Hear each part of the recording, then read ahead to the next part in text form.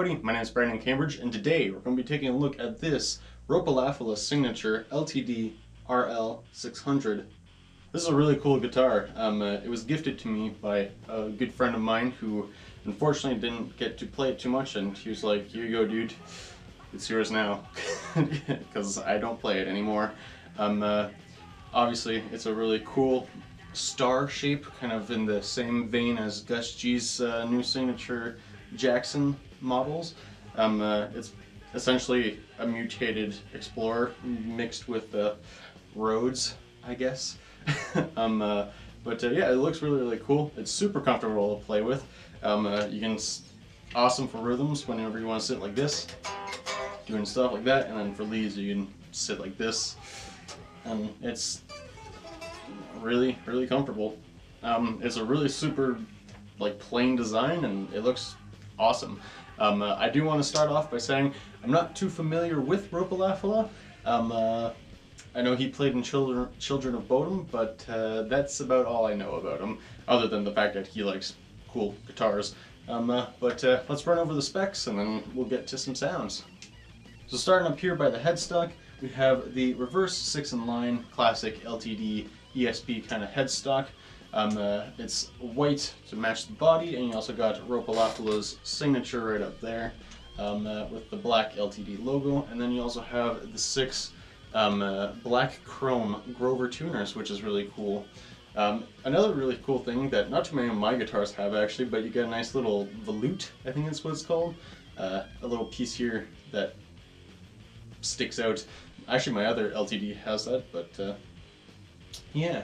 And then you also have your locking tuners, because it's got a Floyd Rose system, obviously, and then we got the nice maple neck here, which the headstock's also maple. It looks like it's all one piece. I don't see any seams on there, so it looks really nice. You can see the nice wood grain. It is a finished neck, so it does have a gloss neck, but it feels pretty nice. I don't mind a gloss neck sometimes. It also has some nice binding on the headstock that goes all the way down onto the fretboard as well. And then the fretboard itself is a nice black ebony fretboard. My buddy, even though he didn't play it, he did take really good care of the fretboard. It's nice and shiny still. And I've been playing this thing for about a little over a month and a half now, so nice and clean. Yeah, and then you also have the 24 extra jumbo frets on here, and with the, personally I kind of find a little tacky the crosses as for the inlays. Not a huge fan of that. I personally would have preferred if it was just kind of plain with the RL-600 logo there at the 12th fret, but I mean, to each his own, right? So yeah. Moving on, we also, on the neck, I looked at a few specs online. It says that it is a neck through, but it's hard to tell without, you know, taking off all the paint and everything like that. But I would imagine it's more of a set neck than a neck through, but I might be wrong on that. Moving down to the body, obviously we got the cool star shape here. Like I mentioned in the beginning, you got a nice binding going all the way around the body. We got a super simple layout. We just got one volume and one pickup. That's it. With a Floyd Rose, and this is a Floyd Rose 1000 tremolo system, and it is also recessed so you can get up and pull up on the bar. This unfortunately is not the right bar for it. My buddy, whenever he bought it, he was given the wrong whammy bar, so that's unfortunate. It sits in there, kind of, not all the way properly, but it's, yeah.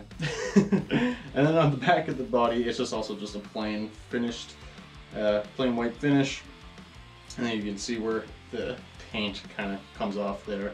So that's nice. And then there is a back cavity plate, but he took it off because it's easier to get to the screws for whenever you change strings, if it's a different gauge and whatnot. And then yeah, obviously you got the springs and ground. Nothing too fancy. It's pretty straightforward. But yeah, and then you have the classic top mount Strat kind of style insert for the input there, and also the other strap button. I do also want to mention that this isn't the original pickup that came in this guitar.